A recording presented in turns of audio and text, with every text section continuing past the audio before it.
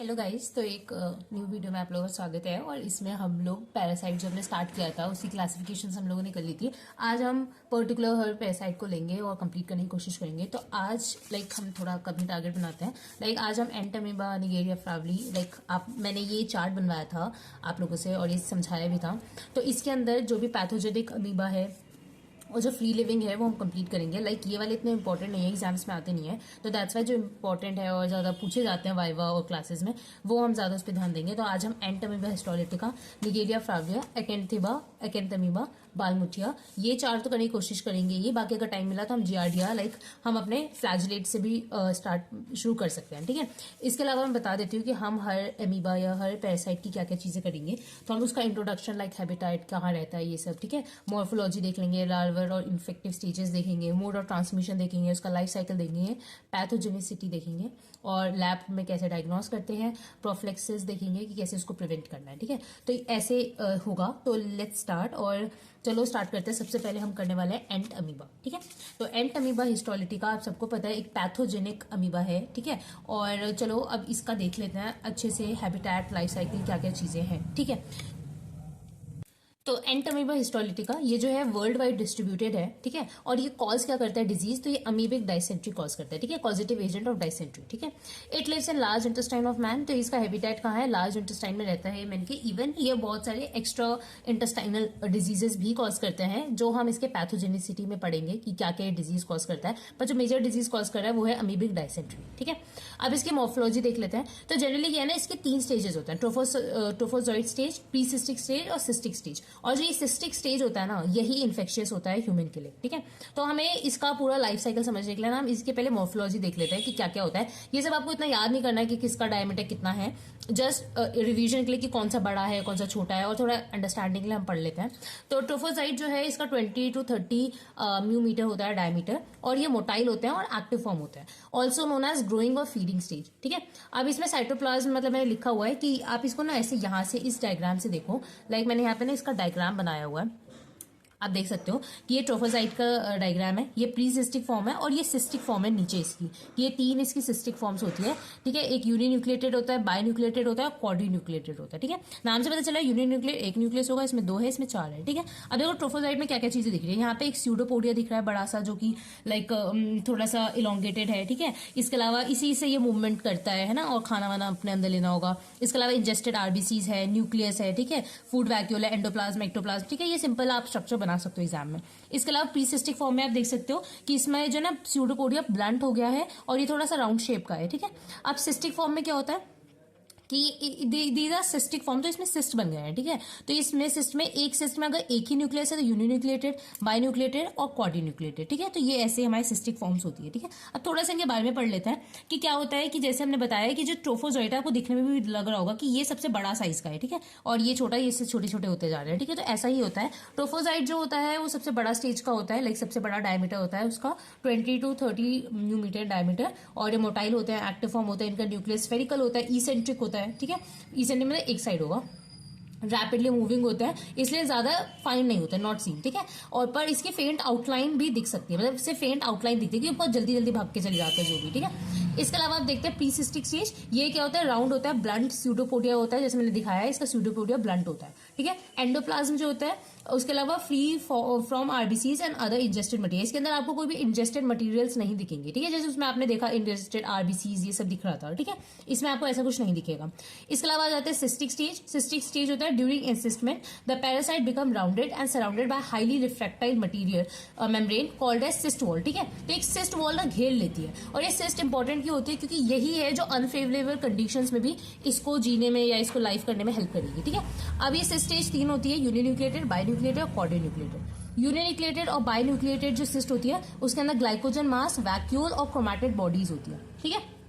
और मैंने यहाँ बनाया हुआ है, यूनिन्यूक्लिएटेड सबसे बड़ा सिस्ट होता है, क्वाड्रीन्यूक्लिएटेड सबसे छोटा होता है। तो बाय बाइंडी फ्यूजन ये बनते रहते हैं कि न्यूक्लियस अंदर डिवाइड होते रहे बाइंडी फ्यूजन से, और ठीक है। और जो न्यूक्लियस का साइज है वो रिड्यूस होता जाता है, नीचे आते आते। ठीक है। क्वाड्रीन्यूक्लिएटेड से सबसे ज्यादा मेच्योर सिस्ट है, और यही इन्फेक्टिव स्टेज भी है जो हमें डिजीज कॉज करता है, हमारे अंदर आ जाएगा तो हमें एमीबिक डायसेंट्री कॉज कर देगा। ठीक है।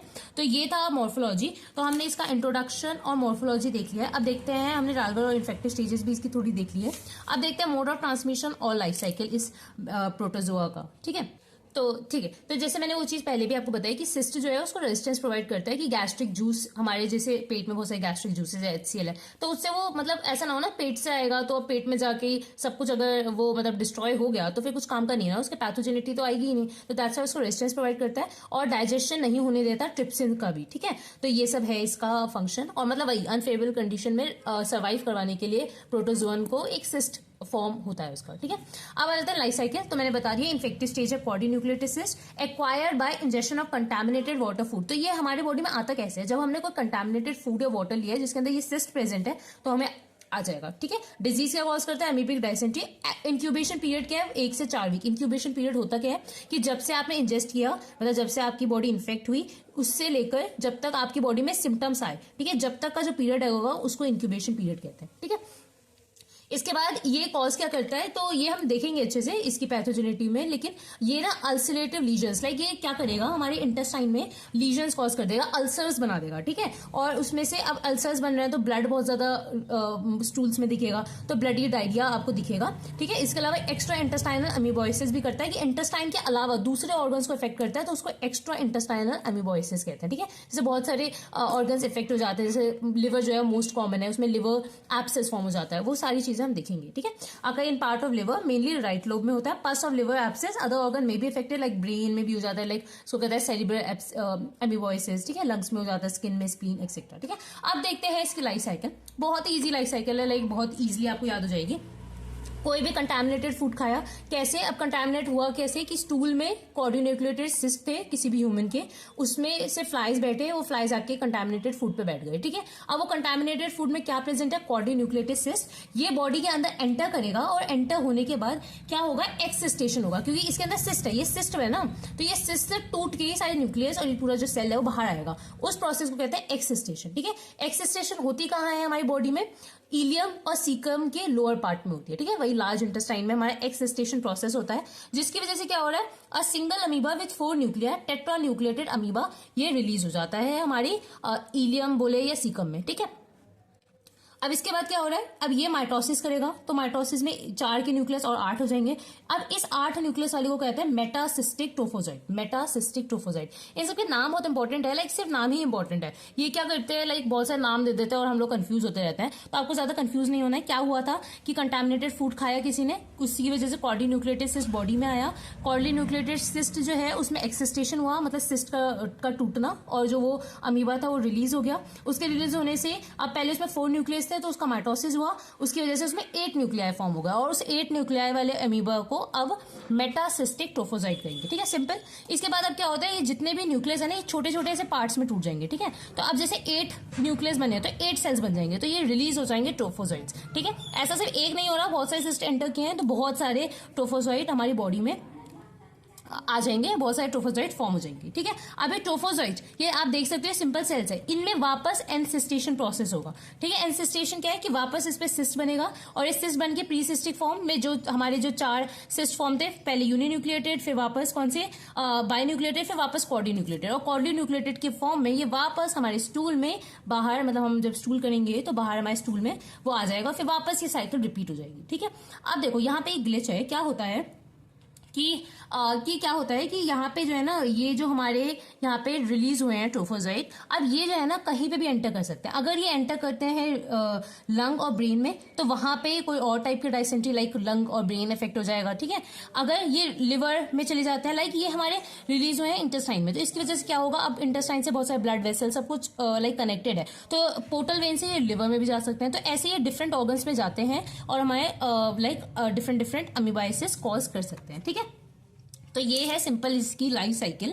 इसी के साथ लाइक ये सब हमारे इंटेस्टाइन में हो रहा है, लार्ज इंटेस्टाइन में, तो लार्ज इंटेस्टाइन से भी अब इसको ये सब बनने के लिए मतलब ऐसे डिवाइड हो रहा है, तो इसको नरिशमेंट चाहिए, तो उस नरिशमेंट के लिए क्या करता है ना, इंटेस्टाइनल टिश्यूज का नेक्रोसिस और इंटेस्टाइनल टिश्यूज का डिस्ट्रक्शन करवाने लग जाता है, ठीक है, जिसकी वजह से उसको नरिशमेंट मिलता रहे, और ये सब कुछ अल्सर फॉर्म कर देता है हमारे इंटेस्टाइन में, ठीक है। तो अब देखते हैं इससे क्या क्या डिजीज कॉज हो रही है हमारे इससे, ठीक है। सिंपल था लाइफ साइकिल, अब हम इसकी डिजीजेस देखते हैं इससे क्या कॉज हो रही है, ठीक है। तो हम पैथोजेनिसिटी देख रहे थे कि कैसे क्या डिजीज कॉज हो रहा है। तो सबसे पहले अमीबोसिस टर्म का मतलब क्या है? तो इसका मतलब है जो भी डिजीज कंडीशन होती है एंटमीबा हिस्टोलिटिका की वजह से, सारे डिजीज कंडीशन को या सारे इन्फेक्शंस को हम एमीबोइसिस कहते हैं। इसके अलावा अमीबिक डायसेंट्री क्या है कि अमीबिक डायसेंट्री होता है infection confined to intestinal canal, सिर्फ और सिर्फ इन्फेक्शन इंटेस्टाइन में हो रहा है तो उसको अमीबिक डायसेंट्री कहेंगे। ठीक है, अभी अमीबिक डायसेंट्री दो टाइप के होंगे, लाइक इंटेस्टाइन में दो टाइप के, या मतलब जो भी लीजन्स होते हैं एंटमीबा हिस्टोलिटिका की वजह से वो दो टाइप के हो सकते हैं, या तो प्राइमरी मतलब इंटेस्टाइन में हो रहा है या सेकेंडरी मेटास्टैटिक। इसका मतलब वो दूसरे ऑर्गन्स को लाइक लिवर, ब्रेन, है ना, लंग्स, स्किन, स्प्लीन, इन सबको इफेक्ट कर रहे हैं तो उसको कहेंगे सेकेंडरी मेटास्टैटिक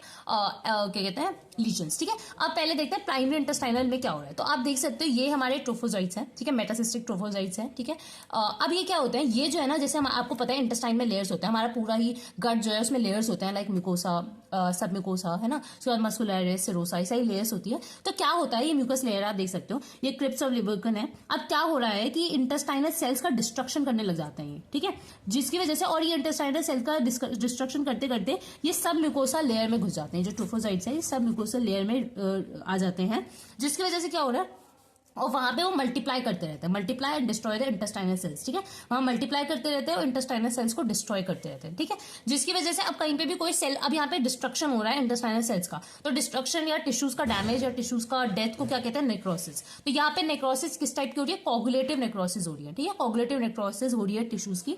ठीक है, ठीक है, इसके साथ अब कोगुलेटिव नेक्रोसिस के साथ वहां पे एब्सेस फॉर्मेशन भी होने लग जाता है, मतलब पस बनने लग जाता है, साथ ही साथ वहां अल्सर्स बनने लग जाते हैं। ठीक है, अल्सर फॉर्मेशन। अब ये अल्सर फॉर्मेशन दो टाइप के हो सकते हैं, जनरलाइज कि पूरा गट इन्वॉल्व हो गया है, ठीक है, पूरा लार्ज इंटेस्टाइन इन्वॉल्व हो गया, पूरा लार्ज इंटेस्टाइन अल्सरेटेड हो गया, सो कहेंगे जनरलाइज अल्सर फॉर्मेशन। अगर लोकलाइज है, इसका मतलब कि या तो सिर्फ एक रीजन में हो रहा है, या तो इलियसिकल रीजन जो मोस्ट कॉमनली, या सिग्मोइड रेक्टल रीजन, इन दोनों में मोस्ट कॉमनली देखा जाता है लोकलाइज लीजन्स हो जाते हैं, लोकलाइज अल्सर फॉर्मेशन हो जाता है। ठीक है, अब इसके जो अल्सर्स होते हैं ना वो भी बहुत अलग, मतलब बहुत पेक्यूलियर टाइप के अल्सर्स होते हैं, तो वो भी देख लेते हैं किस टाइप के अल्सर्स होते हैं। तो जो अल्सर्स होते हैं ना वो वेरी करते हैं from pin head to 1 inch. ठीक है, बहुत छोटे से लेकर 1 इंच तक के अल्सर्स हो सकते हैं और मोर, कैन बी राउंड और ओवल। ठीक है, flask shaped ulcers, base formed by muscular coat and filled by the necrotic material. ठीक है, ये मैं आपको समझाने के लिए लाइक ऐसा यहाँ पे दिखाती हूँ। हमारी सबसे पहली लेयर कौन सी है, हमारी म्यूकोसा लेयर। ठीक है, फिर सब म्यूकोसा लेयर है, फिर हमारी मस्कुलरिस लेयर, ऐसे बना देती हूँ। ठीक है, ये हमारी म्यूकोसा लेयर, ये सब म्यूकोसा, ये है मस्कुलरिस लेयर और ये है हमारी सिरोसा लेयर। ठीक है, तो अब होता क्या है कि ये जो है हमारे ट्रोफोजाइट्स, ठीक है, ट्रोफोजाइट समझ लो, ये जो ट्रोफोजाइट्स है वो हमारे इस वाली लेयर को, म्यूकोसा लेयर को डिस्ट्रॉय कर देते हैं। ठीक है, हमारी जो दूसरे फोटो इससे बनाती हूँ, म्यूकोसा लेयर को डिस्ट्रॉय कर देते हैं।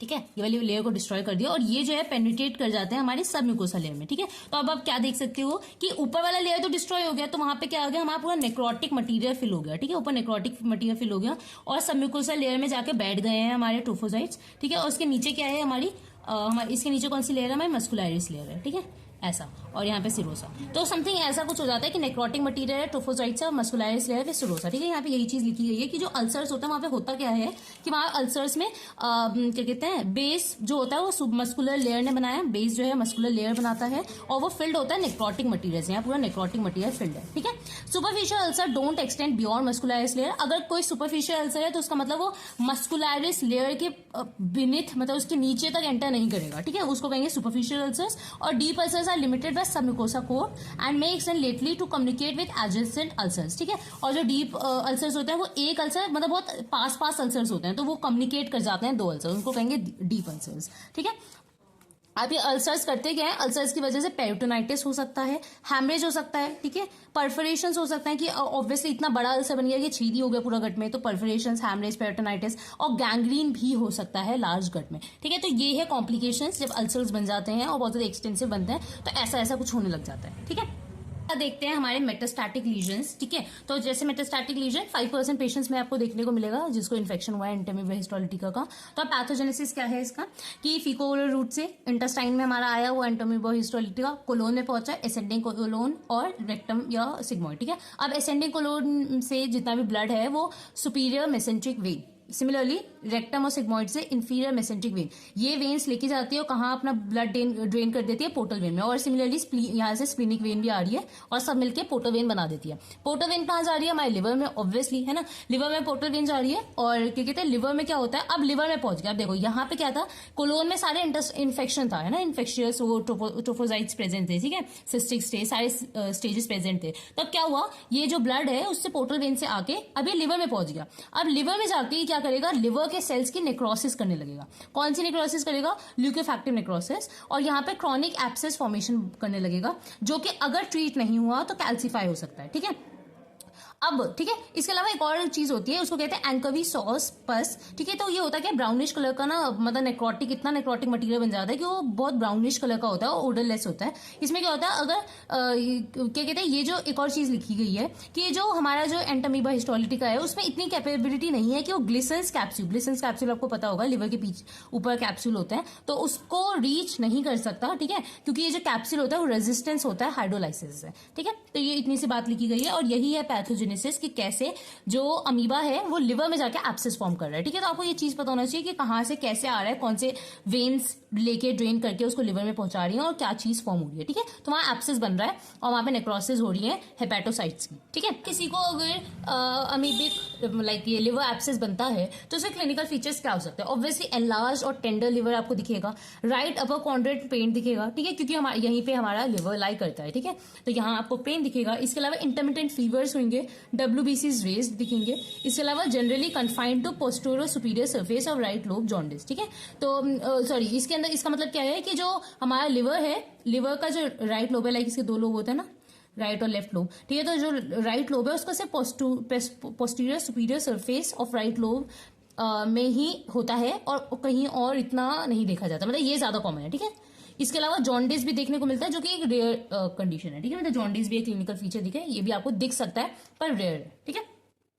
नेक्स्ट क्या है, ये जो एब्सेस है वो दिखने में कैसा लगता है वो देख लेते हैं। तो अंदर ना एक सेंट्रल जोन होता है जिसके अंदर कोई भी अमीबा प्रेजेंट नहीं होगा, ठीक है। इसके अंदर जस्ट ग्रैनुलर मटेरियल है, जिसके अंदर मतलब जो सेल्स है वो टूट फूट गए हैं, साइटोलाइज्ड जो मटेरियल है वो प्रेजेंट होगा, ठीक है। इसके अलावा इंटरमीडिएट जोन होगा, जिसके अंदर क्या होगा, हमारे डीजनरेटेड लिवर सेल्स होंगे, फ्यू WBCs होंगे, कनेक्टिव टिश्यूज होंगे, RBCs होंगे और ट्रोफोजाइट्स, ठीक है। तो यहाँ पे हमारे ट्रोफोजाइट्स भी प्रेजेंट होंगे, ये जो है हमारे ट्रोफोजाइट्स हैं, ठीक है। Trophozoites, degenerated liver cells, WBCs, connective tissue, RBCs और फ्यू ट्रोफोजाइट्स प्रेजेंट होगा। इसके अलावा होगा हमारा पेरिफेरल जोन। तो आप देख सकते हो यहाँ पे आपको क्या दिख रहा है, बहुत से कैपिलरीज दिख रही है, तो यहाँ पे यही चीज दिखेगी। पेरिफेरल जोन में आपको कंजस्टेड कैपिलरीज मिलेंगी, varying degree of necrosis of liver cells, ठीक है। और अमीबा ना इस वाले स्टेज में मल्टीप्लाई होते हुए दिख सकता है आपको, ठीक है, जो पेरिफेरल जोन है, ठीक है। तो जो एब्सेस है वो 3 उसके जोन होता है, सेंट्रल जोन जहां आपको ट्रोफोजाइट नहीं मिलेगा, इंटरमीडिएट जोन जहां आपको ट्रोफोजाइट्स मिलेंगे थोड़े बहुत, RBCs, WBCs, कनेक्टिव टिश्यूज और लिवर सेल डीजनरेटेड मिलेगा, ठीक है। सबसे बाहर वाली लेयर में आपको कैपिलरीज मिलेंगे, ठीक है।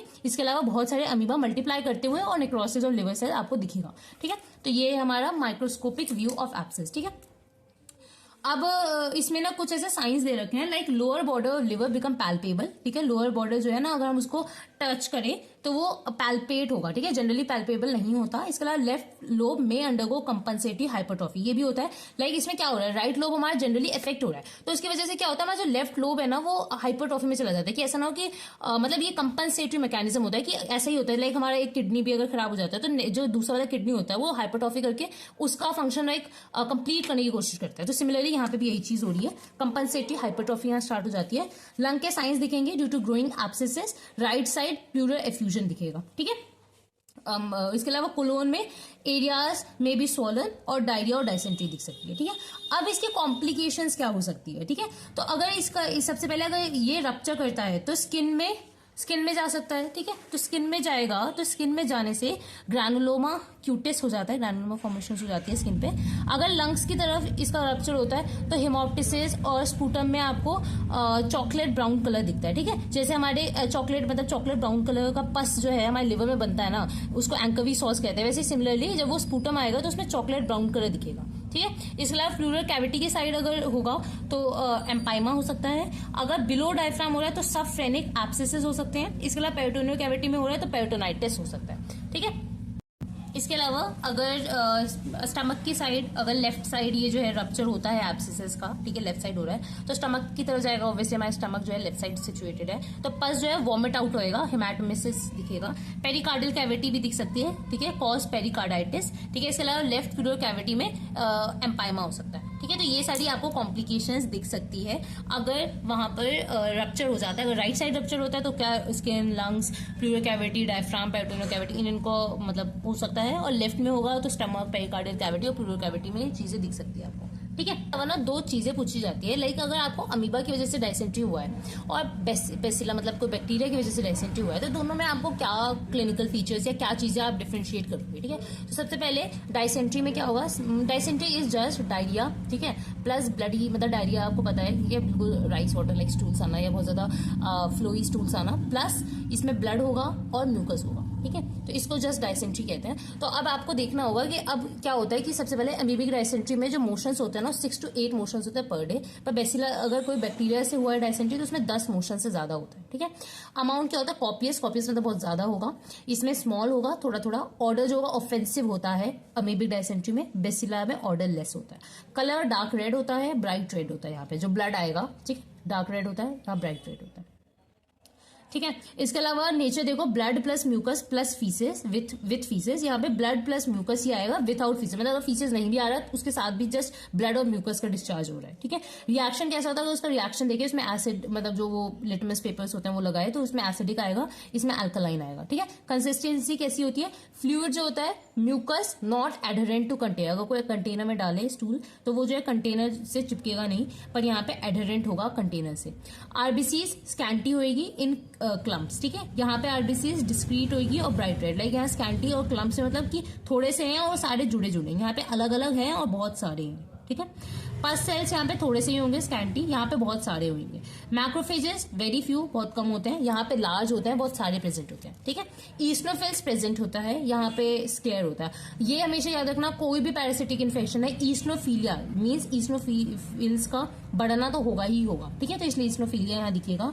पिक्नोटिक बॉडीज प्रेजेंट हो सकती है, पिक्नोटिक बॉडीज कुछ नहीं होती है, न्यूक्लियस जो है ना बहुत ज्यादा कंडेंस हो जाता है तो उसको कहते हैं पिक्नोटिक बॉडीज। तो ऑब्वियसली कुछ ट्रोफोसाइट्स भी मरेंगे, कुछ अपने सेल्स भी मरेंगे, तो उसमें जो न्यूक्लियस है वो बहुत ज्यादा पिन पॉइंट हो जाता है और वो भी आपको दिखेगा स्टूल्स में, ठीक है। पिक्नोटिक बॉडीज, यहाँ ऐसा कुछ नहीं दिखेगा।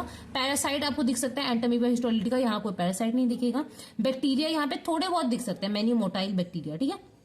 और यहाँ पे क्रिस्टल्स एक प्रेजेंट होता है, एक क्रिस्टल आता है चारकॉट लेडन क्रिस्टल्स, ठीक है, तो वो चीज आपको यहाँ पे दिख सकती है, ठीक है। तो इसी के साथ हमारे बेसिक जो चीजें होती है, लाइक हमने बहुत सारी चीजें कर ली है, motor transmission, life cycle, pathogenicity, ठीक है। अब प्रोफिलैक्सिस जो है मैं आपको जल्दी से बता देती हूँ, ये हम बुक से ही कर लेते हैं जल्दी से, लाइक ये वाली बुक है हमारे पास, तो इससे हम कर लेते हैं कि इसका जो है मतलब जो भी प्रिवेंशन है वो कैसे करते हैं, ठीक है। तो इसका प्रिवेंशन बहुत ईजी है, ऑब्वियसली ये कंटामिनेटेड वाटर से हो रहा था, तो आपको क्या करना होगा कि कंटामिनेटेड फूड और वाटर का ध्यान रखना है कि आप खा ना लो, पी ना लो, तो यहाँ पे यही चीजें लिखी हुई है, देखो जैसे यहाँ पे लिखा हुआ है, फॉर पर्सनल आप बॉइल्ड ड्रिंकिंग वाटर यूज कर सकते हो, ठीक है। प्रोटेक्शन करना है फूड और मतलब कंटामिनेटेड ना खा लो आप, है ना। इसके अलावा फ्राइज, कॉकरोच मतलब कोई चीज कीड़े वीड़े ना बैठे, अवॉइडेंस ऑफ मतलब रॉ वेजिटेबल फ्रूट्स मत खाओ, पर्सनल क्लीनलीनेस रखो, ठीक है, ये सब आपको करना है। कम्युनिटी प्रोफिलैक्सिस के लिए सैनिटरी डिस्पोजल ऑफ फीसेस होना चाहिए, ठीक है। Protection of water supplies from faecal pollution होना चाहिए। Avoidance of the use of human excrement as fertiliser, ठीक है, ह्यूमन एक्सक्रीटर को फर्टिलाइजर की तरह यूज करते हैं वो नहीं करना, ठीक है। इसके अलावा detection and isolation of carriers, जो कैरियर्स है उनको डिटेक्ट करना है और आइसोलेट करना है और उनको ठीक करना है बेसिकली, ठीक है। तो ये सारी चीजें हैं। इसके अलावा आप देख लेते हैं डायग्नोसिस, जो लास्ट हमारा टॉपिक बच रहा है इसमें। तो डायग्नोसिस आप सिंपली क्या करोगे, सबसे पहले सिम्टोमेटिक ग्रुप के लोग होंगे, तो सिम्टोमेटिक मतलब वो सिम्टम्स दिखा रहे हैं, तो आपको सिंपली अगर सिम्टम्स दिख रहे हैं तो आपको क्या करना है, उस सिम्टम को जानना है। अगर वो सिम्टम अमीबोसिस के जैसे हैं तो ऑब्वियसली वो इंसान है। जैसे आप सबसे पहले इसके अंदर एग्जामिनेशन करते हैं स्टूल्स की एग्जामिनेशन करेंगे, पहले हम नेक्ड आई से मैक्रोस्कोपिक अपीयरेंस देखेंगे कि कैसा है, तो उसमें ऑफेंसिव, जैसे मैंने बताया था, offensive dark brown semi fluid stools होते हैं, ठीक है, और एसिडिक रिएक्शन होता है, ये सब हम चेक करेंगे। ब्लड, म्यूकस, इसके अलावा वो जो है कंटेनर से जुड़ा नहीं होगा, मतलब वो सारी चीजें हम चेक कर लेंगे। इसके अलावा माइक्रोस्कोपिक कैरेक्टर देखेंगे तो इसके अंदर आपको बहुत सारे लाइक पिक्नोटिक बॉडीज दिखने को मिल सकती है, ठीक है। एक्सुडेट्स मिल सकते हैं, ठीक है। पस सेल्स, मैक्रोफेजेस, एपिथेलियल सेल्स, जो चीजें हमने पहले पढ़ी थी सब कुछ वही चीजें यहाँ पे लिखी गई है, ठीक है। इसके अलावा एक टाइप के क्रिस्टल्स होते हैं, उनको कहते हैं चारकोट लेडन क्रिस्टल्स, वो भी आपको मिलता है, पर ये पैथोग्नोमिक नहीं है। लाइक ये बहुत सारे और पैरासाइट्स में भी मिलता है ये क्रिस्टल फॉर्मेशन, ठीक है। तो इसलिए पैथोग्नोमिक नहीं है, पर ये मिल सकता है, ठीक है। इसके अलावा ये सब होगा। इसके अलावा एंटामीबा हिस्टोरिटी का पूरा उसका ट्रोफोजोइट या सिस्टिक फॉर्म आपको दिख सकता है माइक्रोस्कोप में, तो ये सारी चीजें। इसके अलावा हम जब ब्लड का एग्जामिनेशन करेंगे तो उसमें ल्यूकोसाइटोसिस दिखेगा, मतलब WBCs रेज दिखेंगे, ठीक है। सीरोलॉजिकल टेस्ट जो है वो इतना कॉमन नहीं है, मतलब इस चीज से इतना नहीं किया जाता, ठीक है। और क्योंकि ये अर्ली केसेस में हमेशा नेगेटिव ही दिखता है, ठीक है। अब एसिम्प्टोमेटिक ट्रीटमेंट ग्रुप है जिसमें कोई सिम्टम नहीं आ रहे, तो उसमें भी हम क्या करेंगे कि क्या करेंगे, एग्जामिनेशन और स्टूल करेंगे। इसमें भी हम यही सारी चीजें चेक करेंगे, नेचर क्या है स्टूल का, ठीक है। स्मीयर्स बनाएंगे, कंसंट्रेशन देखेंगे, बिल्कुल सेम जो ऊपर हमने पढ़ा वही सारी चीजें यहाँ पे भी करेंगे। इसके अलावा कल्चर एग्जामिनेशन करा जाता है, ठीक है। जैसे आप देख सकते हो कल्चर एग्जामिनेशन करते हैं, ठीक है। एनिमल इनोकुलेशंस भी करते थे जो आज के टाइम यूज नहीं किया जाता। ब्लड पिक्चर भी करा जाता है लेकिन वो इतना कैरेक्टरिस्टिक नहीं होता, ठीक है। मतलब कुछ इतना दिखने को नहीं मिलता आपको, ठीक है। तो ये सारी चीजें हैं जिसमें आपको करते हैं। इसके अलावा ये सारी चीजें, इसके अलावा आपको ये जानना हो कि हेपैटिक अमीबोइसिस आया है। हेपैटिक अमीबोइसिस मतलब हमारे लिवर में अमीबा हुआ है, तो वो कैसे पता चलेगा आपको कि आप पहले सबसे पहले एस्पायर करोगे, जितना भी लिवर का मटीरियल है उसको एस्पायर करोगे, पंचर करोगे और निकाल के चेक करोगे कि उसके अंदर आपको मिल रहा है या नहीं। इसके अलावा लिवर की बायोप्सी करेंगे, ठीक है। स्टूल का एग्जामिनेशन करेंगे, ब्लड का एग्जामिनेशन, सब कुछ आपको वही सेम चीजें दिखेगी। सीरोलॉजिकल टेस्ट होते हैं, ठीक है, बहुत सारे ये होते हैं, ठीक है। अमीबिक एंटीजेंस चेक किया जाता है, इंटरडर्मल टेस्ट किए जाते हैं, ठीक है। तो ये सारी चीजें मैंने थोड़ी बहुत आपको बता दी थी पिछली बार जब हमने बेसिक क्लासिफिकेशन किया था, तो हमने डायग्नोसिस बेसिक देख लिए थे कि आपको ये सारे तो लिखने ही है सब में, ऐसा करके मैंने आपको बताया था। तो वही चीजें यहाँ पे रिपीट हो रही है, तो ये सारी चीजें आपको दिखने को मिलेगी और ये सारी चीजें आपको वहाँ पे एज अ डायग्नोसिस करना है, जिससे आप डायग्नोस कर पाओगे और अच्छे से बता पाओगे कि इसको अमीबोइसिस है या नहीं। तो अब हमने ना एंटामीबा हिस्टोरिटी का पूरा पढ़ लिया है, तो मैंने क्या किया ना, जैसे एंटामीबा हिस्टोरिटी का नेगेरिया, फ्लाविया, कैंथेमीबा और बालमुटिया, ठीक है, ये सारे अमीबा है, ठीक है। तो मैंने इसका ना एक फ्लो चार्ट सा बना लिया जिसमें मैंने introduction, morphology, mode of time बहुत छोटा छोटा लिखा है, लेकिन मुझे समझ आ जाता है, तो आप भी ऐसे कर सकते हो जिससे आपको ज्यादा देर तक याद आ जाए। तो डिजीज कॉज हमने सब कुछ पढ़ लिया। लैब डायग्नोसिस आप देख सकते हो, यहाँ पे मैंने लिखा है स्टूल्स एग्जामिनेशन करता है, लिवर स्टेज के लिए, लिवर देखने के लिए एस्पिरेशन बायोप्सी करते हैं, ठीक है। सीरोलॉजी टेस्ट करते हैं, एलिजा इन ब्लड, ठीक है। इसके PCR, ये कल्चर्स है, ठीक है। फिलिप्स मीडिया, क्रैक्स मीडिया और रॉबिन्सन मीडिया, ये 3 मीडियाज यूज किए जाते हैं, कल्चर्स यूज किए जाते हैं इसको देखने के लिए, ठीक है। तो इसी के साथ हमारा एंटामीबा हिस्टोरिटी का खत्म हो चुका है। अब हमारे 3 बचे हैं, एनफ्लावी, अकेंथेमीबा और बालमुटिया। आप देख सकते हो बहुत छोटे छोटे हैं, लाइक इसमें ज्यादा कुछ लर्न करना ही नहीं है, बहुत ईजी है। ये दोनों तो बहुत सिमिलर भी है, ठीक है। तो हम जल्दी स्टार्ट करते हैं। ये तीनों इतने ज्यादा अभी लाइक फ्रीक्वेंटली नहीं पूछे जाते हैं, लेकिन इनके बारे में पता होना चाहिए, कभी कभार पूछ सकते हैं, ठीक है। और जितनी मैं यहाँ पे बता रही हूँ ना, लाइक इट्स इनफ, और मतलब इतना भी अगर पता होता है तो इट्स मोर देन इनफ, तो हम इतना ही करते हैं यहाँ पे। और ठीक है, तो सबसे पहले हमने एंटामीबा हिस्टोरिटी का देखा, जिसको जितना भी मैंने आपको बताया है वो सब मैंने यहाँ टैबुलर फॉर्म में यहाँ लिख दिया, ठीक है। इसके अलावा अब हम कर रहे हैं निगेरिया, फ्लाविया, ठीक है। तो सबसे पहले एंटामीबा हिस्टोरिटी का क्या था, पैथोजेनेटिक अमीबा था, ठीक है। अब जो हम करने वाले हैं वो फ्री लिविंग होंगे, लाइक इसका मतलब क्या है कि वो फ्रीली बाहर रह रहे हैं, उनको मतलब रहने के लिए या जिंदा लिविंग के लिए या अपनी लाइफ साइकिल कंप्लीट करने के लिए ह्यूमंस नहीं चाहिए। Humans are accidental host in all the 3 cases, ठीक है। तो अब देखते हैं कैसे होता है। लाइक दीज आर लाइक, मतलब ये जो डिजीजेस कॉज करते हैं वो एक्सीडेंटली, अगर बाई चांस ये जो है हमारी बॉडी में चले गए, इनके फॉर्म्स जो हम देखेंगे कौन सा इन्फेक्टिव फॉर्म है, तब हमें कॉज होगा। पर उससे ये नहीं है कि अगर हम लोग वहां होंगे नहीं तो इनकी लाइफ साइकिल पूरी नहीं होगी, ठीक है। तो सबसे पहले देखते हैं निगेरिया, फ्लाविया, जो क्या है, एक फ्री लिविंग पैरासाइट है, फ्री लिविंग अमीबा है। तो सबसे पहले देखते हैं हैबिटेट। तो हैबिटेट ये वैसे जनरली कहाँ रहते हैं, वाटर बॉडीज और फ्रेश वाटर और लेक्स में मिलते हैं, ठीक है। अब इसकी मॉर्फोलॉजी, लाइक हम जितने भी अमीबा पढ़ेंगे ना उसमें 2 स्टेजेस होते हैं, लाइक हमने एंटामीबा हिस्टोरिटिका में भी देखा, उसमें भी ट्रोफोजाइट स्टेज था और सिस्ट स्टेज था प्रीडोमिनेंटली। एक प्री सिस्ट स्टेज भी था जिसका इतना सिग्निफिकेंट नहीं था, पर इसमें 3 स्टेज होते हैं। पर जनरली हम जितने भी अमीबा पढ़ेंगे ना उसमें ट्रोफोजाइट स्टेज और सिस्ट स्टेज प्रेजेंट ही होगी, ठीक है। और इन बिटवीन एक और स्टेज होती है, किसी में फ्लैजिलेटेड होती है, किसी में प्री सिस्ट, जैसे इसमें प्री सिस्ट पढ़ा हमने, किसी में नॉन फ्लैजिलेटेड होती है, ऐसा ऐसा होता है, ठीक है। तो बस हमें बीच वाली स्टेज थोड़ी डिफरेंट होती है सब में, पर ट्रोफोजाइट और सिस्ट स्टेज सब में सेम होती है हर अमीबा में, ठीक है। तो इसमें भी सिमिलरली ट्रोफोजाइट और सिस्ट स्टेज में ये प्रेजेंट होगा। अब जो ट्रोफोजाइट होगा उसमें भी 2 स्टेजेस होती है, एक होती है जनरली अमीबॉइड स्टेज, लाइक मैं ये थोड़ा सा जूम करती हूँ, मैं ऐसे छोटा छोटा ही लिखती हूँ जनरली, लाइक तो ये ऐसा ही बना हुआ है। तो आप देख सकते हो यहाँ पे हमने क्या देखा है कि हैबिटेट और मॉर्फोलॉजी में हम देख रहे हैं 2 फॉर्म्स होते हैं। एक है ट्रोफोजॉइड फॉर्म, ठीक है, जिसमें से एक अमीबॉइड फॉर्म होती है जो कि मोटाइल नहीं होती है, ठीक है, नॉट मोटाइल, और ये ऐसा कुछ होता है। और इसके जो स्यूडोपोडिया होता है उसको लोबोपोडिया कहते हैं, ठीक है। सिमिलरली एक और होता है जिसके अंदर 2 फ्लैजुला होता है और ये मोटाइल फॉर्म होती है इसकी निगेरिया फ्लावरी की, ठीक है। ठीक है, इसके अलावा एक सिस्ट फॉर्म होती है। तो ये सिस्ट फॉर्म जो होती है ये अनफेवरेबल कंडीशंस में ये सिस्ट फॉर्म बन जाती है, ठीक है। तो अब ये हमारा हो गया इसका मॉर्फोलॉजी। अब हम देखते हैं आगे कि ये मोड और ट्रांसमिशन कॉज कैसे करता है, ठीक है। तो सिंपल है कि कोई भी इंसान है वो अगर स्विमिंग कर रहा है फ्रेश वाटर में या कोई भी वाटर बॉडी लेक्स में, तो ये वहीं प्रेजेंट होता है। तो एक्सीडेंटली नोज के थ्रू अगर हमने इसको अंदर ले लिया, लाइक इसके जो फॉर्म्स होते हैं, अमीबॉइड फॉर्म जो होता है इसका पॉजिटिव एजेंट होता है, ठीक है। इन्फेक्टिव स्टेज कौन सा होता है, ये वाला अमीबॉइड फॉर्म, ठीक है। और ये जो होते हैं फ्री लिविंग ऐसे ही मतलब तैर रहे होते हैं, ठीक है, हमारे लाइक फ्री मतलब स्विमिंग्स मतलब क्या कहते हैं उसको, लेक्स और में, ठीक है। ये वाला जो फॉर्म होता है अमीबॉइड, ये वाला हमारा इन्फेक्टिव फॉर्म होता है, ठीक है। तो अमीबॉइड फॉर्म पॉजिटिव इन्फेक्टिव है, ठीक है, पॉजिटिव बोलो या इन्फेक्टिव एजेंट होता है। तो ये क्या होता है, मैन एक्सीडेंटल होस्ट है, तो मैन जो है वो स्विमिंग कर रहा है और वहां पे ये अमीबॉइड वाले जो फॉर्म है निगेरिया फ्लावरी के वो प्रेजेंट है। तो वो क्या करेंगे, एंटर कर जाएंगे थ्रू नोज। नोज से आपको पता है क्रिब्रिफॉर्म प्लेट होता है, वहां से एंटर करके वो ट्रैवल करते हैं अलोंग ऑल्फैक्टरी नर्व्स और रीच मतलब हमारे पहुंच जाता है हमारे ब्रेन में, ठीक है। बहुत ही इजीएस्ट लाइक ये हमारा रूट है कि हमारे ब्रेन में पहुंचने का। तो इसमें क्या गया, नोज से गया, फिर क्रिब्रिफॉर्म प्लेट, फिर ऑल्फैक्टरी नर्व्स के थ्रू रन करेगा और हमारे ब्रेन में पहुंच जाएगा। और ब्रेन में पहुंच के वो एक डिजीज कॉज करेगा, that is known as primary amoebic meningo encephalopathy, जिसको हम पैम भी कहते हैं शॉर्ट में, ठीक है। तो ये क्या कॉज कर रहा है, प्राइमरी अमीबिक मेनिंजियो एनसेफेलोपैथी, ठीक है। नाम से पता चल रहा है अमीबा कॉज कर रहा है, मेनिंजेस में इन्फ्लेमेशन कर रहा है और ब्रेन के मैटर में तो एनसेफेलोपैथी हो रहा है, ठीक है, प्राइमरी अमीबिक मेनिंजियो एनसेफेलोपैथी, ठीक है। अब इसका इंक्यूबेशन पीरियड क्या है, 2 to 15 डेज, बहुत छोटा इंक्यूबेशन पीरियड है, 2 to 15 डेज इसका इंक्यूबेशन पीरियड है। इसके अलावा इसका क्लिनिकल फीचर्स क्या होता है इस बीमारी में, तो क्या क्या होता है, फ्रंटल हेडेक होगा, ठीक है, मतलब फ्रंटल हेडेक होगा और फीवर होगा 39 से 40 डिग्री सेल्सियस का। इसके अलावा विजुअल डिस्टर्बेंसेस दिखेंगे आपको और इन मेजर केसेस डेथ हो जाती है, क्योंकि ये जो है ये इतनी ज्यादा मतलब बहुत ज्यादा फेटल डिजीज है और बहुत जल्दी प्रोग्रेस करती है ये, ठीक है। और ये मतलब इतनी आसानी से पाई भी नहीं जाती, पर इट्स इज जनरली फेटल, ठीक है। तो ये विजुअल डिस्टर्बेंसेस कॉज करेगी, फ्रंटल हेडेक करेगी, फीवर करेगी, ये इसके क्लिनिकल फीचर्स है, ठीक है।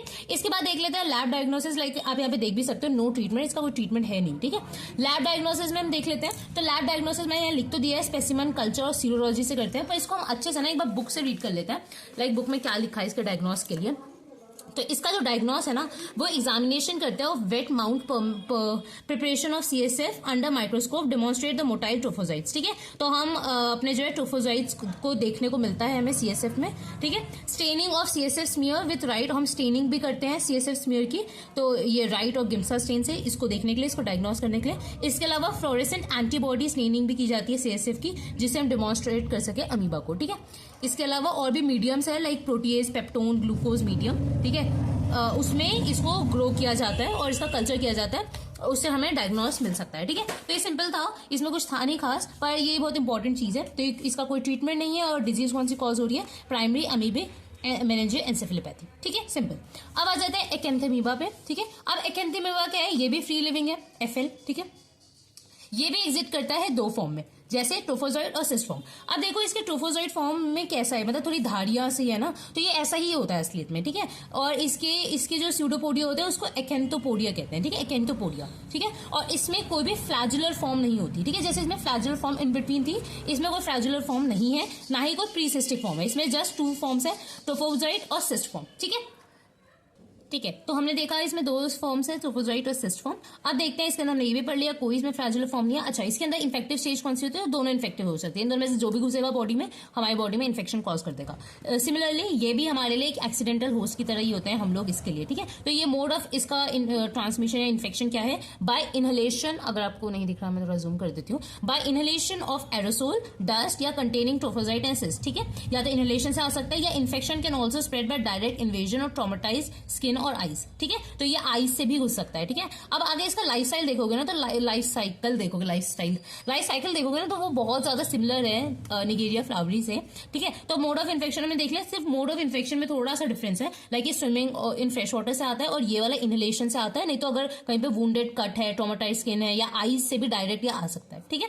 अब देखो लाइफ साइकिल इसकी, inhalation of trophozoite and cyst, inhale किया, इसे क्या वो रीच करता है लंग्स में वाया नोज, पहले वो लंग्स में जाता है नोज के थ्रू, फिर वो ब्लड स्ट्रीम से जाके हमारे सीएनएस में इन्वेट करता है। यहाँ क्या हो रहा था, यहाँ अगर हम थोड़ा सा इसको हम देखें, थोड़ा सा डिफरेंस करके देखें, तो यहाँ पे नोज से क्रिबिफॉर्म प्लेट ये अपवर्ड्स ट्रैवल करता है, ठीक है, और ये पहले डाउनवर्ड्स ट्रैवल करके ब्लड स्ट्रीम से फिर जाता है हमारे सीएनएस में, ठीक है। तो ये इनहेलेशन होता है ट्रोफोजॉइड सिस्ट का, फिर रीच करते हैं लंग्स वाया नोज, फिर ब्लड स्ट्रीम में आ जाता है, ब्लड स्ट्रीम से ये सीधा हमारे सीएनएस को इन्वेट कर देता है। और जैसे ये क्या कॉज कर रहा था, ये कॉज कर रहा था प्राइमरी अमीबिक मेनिंजियोएन्सेफेलोपैथी, जिसको पैम कहते हैं शॉर्ट में। ये क्या कॉज करता है, ग्रैनुलोमेटस अमीबिक एन्सेफेलोपैथी, क्या कॉज करता है, ग्रैनुलोमेटस अमीबिक एन्सेफेलोपैथी। अब नाम से पता चल रहा है इसमें क्या हो रहा होगा, इसमें क्या होता है कि फोकल ग्रैनुलोमेटस लीजन्स हो जाते हैं ब्रेन में, लाइक वहां पर ग्रैनुलोमा फॉर्म हो जाएगा ब्रेन के अंदर, ठीक है। और ये वैसे ना ये इतना कॉमन नहीं है, क्योंकि इसके अंदर क्या होता है ना, ये जिनकी इम्यूनिटी बहुत ज्यादा गिर जाती है उनमें देखा जाता है। नहीं तो जनरली क्या होता है कि ये डिजीज जैसी ये इन्फेक्शन आया वो हमारी बॉडी सबसाइड कर देती है। लेकिन अगर किसी की इम्यूनोलॉजी बहुत ज्यादा कम है, इम्यूनिटी बहुत कम है पर्सन की, तो उसमें डिजीज हो जाती है जिसमें ग्रैनुलोमा फॉर्म हो जाता है, फोकल लीजन्स हो जाते हैं हमारे ब्रेन में, ठीक है। और इसलिए और अमीबा की वजह से हो रहे हैं, दैट्स व्हाई अमीबिक एन्सेफेलोपैथी, ठीक है, एन्सेफेलाइटिस, ठीक है। अच्छा इसका शॉर्ट क्या है, GAE है। इसके अलावा ये एक और चीज कॉज कर सकता है जिसको कहते हैं केराटाइटिस इन आई, ठीक है। तो केराटाइटिस भी ये कॉज कर देता है इन आई। तो ये दो डिजीज है जो कॉज करता है। अब केराटाइटिस ना हेल्दी लोगों में भी हो जाता है, ठीक है, पर ये जो है इम्यून डिफिशिएंट जो लोग हैं उनमें होगा, ठीक है। अब देख लेते हैं इसका लैब डायग्नोसिस। तो लैब डायग्नोसिस जैसे स्पेसिमेन हम देखेंगे तो CSF में मिल सकता है हमें ये, ठीक है, ब्रेन टिश्यूज में मिल सकते हैं, और अगर हम स्क्रैपिंग्स लेंगे, ठीक है, तो उसमें मिल सकता है। इसके अलावा कल्चर हम करेंगे या सीरोलॉजी में चेक करेंगे तब भी मिल सकता है। बाकी इसका एक बार डायग्नोस हम वापस बुक से भी देख लेते हैं, ठीक है। तो एक बार बुक से हम पढ़ लेते हैं कि इसका डायग्नोस में क्या चीज लिखी गई है। तो आप देख सकते हो इसके डायग्नोस ये रहा, ठीक है। तो डायग्नोस में क्या लिखा गया है, examination of wet mount, preparation of CSF और कॉर्निया स्क्रैपिंग, ठीक है। जैसे कॉर्निया की स्क्रैपिंग्स लेंगे तो इसमें आपको दिखने को मिल जाएंगे मोटाइल ट्रोफोजाइट्स, ठीक है, ऑफ एक्एंथिबा, जैसे मैंने बताया। ट्रोफोजाइट्स और सिस्ट जो है वो सोर्स ऑफ इन्फेक्शन होते हैं मेन को। The method of transmission is unknown and not due to contact with fresh water, ठीक है। ये चीज इन्होंने क्लियर कर दी कि फ्रेश वाटर से तो नहीं है, जैसे निगेरिया फ्लावरी था ये वाला फ्रेश वाटर से नहीं है, डायरेक्ट से हो जाता है, ठीक है। Culture on agar plate seeded with E coli is also helpful. Indirect fluorescent antibody test किया जाता है IFAT, ठीक है, में ऑल्सो भी use for diagnosis of disease, ठीक है। इसके अलावा हिस्टोपैथोलॉजी का एग्जामिनेशन किया जाता है ब्रेन टिश्यू की या कॉर्नियल टिश्यू का, और उसमें मिल जाता है तो हम डेमोन्स्ट्रेट, अगर मिल जाता है तो हमें पता चल जाता है कि ऑब्वियसली हमें यही बीमारी हुई है या इससे इन्फेक्शन हुआ है, ठीक है। अब इस बीमारी का भी कोई इलाज नहीं है, there is no effective treatment for this, ठीक है, cause by acanthamoeba, but ocular lesions cause by acanthamoeba can be treated with enucleation of ulcers and corneal transplants, ठीक है। आई के इन्फेक्शन फिर भी हम ट्रांसप्लांट्स और ठीक कर सकते हैं, पर एक बार ब्रेन में इन्फेक्शन हो जाता है तो वो ठीक नहीं कर सकते, ठीक है। सिमिलर था। अब हमने दो पढ़ लिए हैं, बाकी बाल मुठिया जब हम पढ़ेंगे ना, इट्स वेरी सिमिलर टू एक्एंथिबा, ठीक है, कुछ है ही नहीं, दोनों बहुत ज्यादा सिमिलर है, इसलिए मैंने हर जगह सेम सेम लिखा हुआ है। यहाँ पे आप देख सकते हो लाइक बाल मुठिया, ये भी फ्री लिविंग है, ठीक है। अब इसमें जो होती है ना, इसके अंदर भी, अच्छा इसका पूरा नाम क्या है, बाल मुठिया मेंड्रेलारिस, ठीक है, आप देख लो स्पेलिंग ऐसी है, ठीक है। इसके भी दो फॉर्म है, ट्रोफोजॉइड फॉर्म और सिस्ट फॉर्म। अब ट्रोफोजॉइड जो है ना उसका आप देख सकते हो स्टार फॉर्म का होता है, ठीक है, और इसमें बीच में न्यूक्लियस होता है, और सिस्ट फॉर्म तो सिस्ट फॉर्म जैसा है। इसके अलावा इसमें भी कोई फ्लैजुलेटेड फॉर्म नहीं है, ठीक है, और इसमें ना स्लगिश इसकी मोटाइल होती है, मतलब ये इतना ज्यादा बहुत धीरे धीरे चलता है ये वाला, ठीक है। ये हो गया। अच्छा इसके अलावा ये भी क्या कॉज करता है, ये भी ग्रैनुलोमेटस अमीबिक एन्सेफेलोपैथी जो ये कॉज कर रहा था वही कॉज करता है, ठीक है। अब इसका मोड ऑफ इन्फेक्शन क्या है, इसका भी इनहेलेशन से है, ठीक है।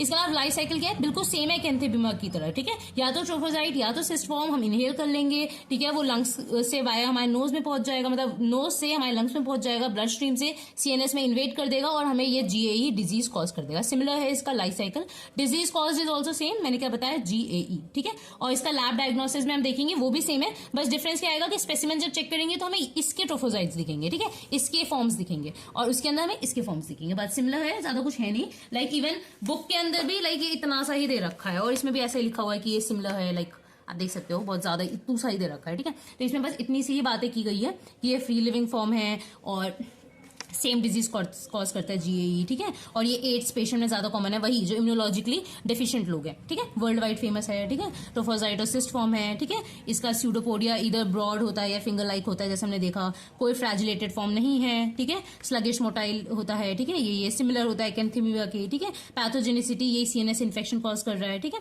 तो ये सब कुछ हमने सेम पढ़ा है। तो इसी के साथ हमारे ये वाले 4 पैरासाइट्स आज हमने कर लिए। लाइक अगर हम देखें हमने कितना कर लिया, तो हमने एंटमीबा कंप्लीट करा, ठीक है। निगेरिया फ्लाविया किया, ठीक है। एकेंथमीबा किया और बालमुटिया किया, ठीक है। इसके हमने introduction, morphology, larval infective stages, mode of transmission, life cycle, pathogenicity, ठीक है, लैब डायग्नोसिस, प्रोफिलेक्सिस, ये सब हमने सबका किया है, ठीक है। तो इसी के साथ अब बचा है हमारा जियार्डिया। तो नेक्स्ट क्लास में हम लोग जियार्डिया, ट्राइकोमोनास, लिशमेनिया, ट्रिपेनसोमा और यहाँ पे प्लाज्मोडियम, ठीक है। तो 1 2 3 4 5 करने की कोशिश करेंगे। इसके अलावा इसमें सब कुछ इंपॉर्टेंट, लाइक जियार्डिया, लिशमेनिया, ट्राइकोमोनास, सब पे क्वेश्चन आता है, प्लाज्मोडियम पे भी आता है। तो लेट्स सी हम कितना कवर कर पाते हैं। तो ये होगा हमारा टारगेट। तो इसके बाद हम लोग ये जैसे ही हमारा कंप्लीट होता है, उसके बाद हम ये वाला पार्ट शुरू करेंगे जो बहुत ज्यादा इंटरेस्टिंग है। और ये ट्राइकोचुरा, ट्राइकोलारिस, ठीक है, एस्कैरिस वाला। तो जब तक के लिए देखते हैं।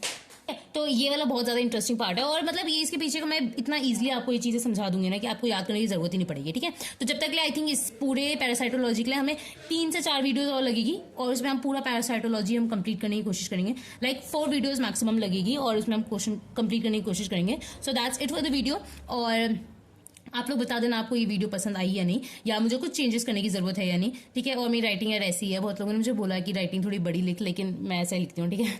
तो मतलब ठीक है। और ना मैं ऐसा आप लोगों को ना बोलूंगी, लाइक ये देखो मैंने ना ऐसे टेबल सी बना रखी है, तो आप भी ऐसे टेबल बना सकते हो। लाइक मैंने यहाँ पे जियार्डिया, ट्राइकोमोनास, ये अभी कंप्लीट नहीं हुआ है, पर जैसे मैंने इसकी भी बनाई है आप लोगों को ही करवाने के लिए, ठीक है। और जैसे यहाँ पे आप देख सकते हो, देखो ये लिशमेनिया, ट्रिपेनसोमास, ठीक है। इसकी मैंने ऐसे टेबल सी बनाई हुई है। तो ऐसे बहुत इजी हो जाता है, और दोनों चीजें बहुत इजीली रिवाइज हो जाती है, ठीक है। तो आप लोग भी ऐसे कर सकते हो, लाइक अगर आपको इजीली याद करना है तो ये होगा, ये मैं कहना चाहूंगी। बाकी तो हम कंप्लीट करेंगे, तो आप साथ ही साथ करते जाना और याद करते जाना, ठीक है। तो that's it for the video. मिलते हैं नेक्स्ट वीडियो में, ठीक है। Bye bye.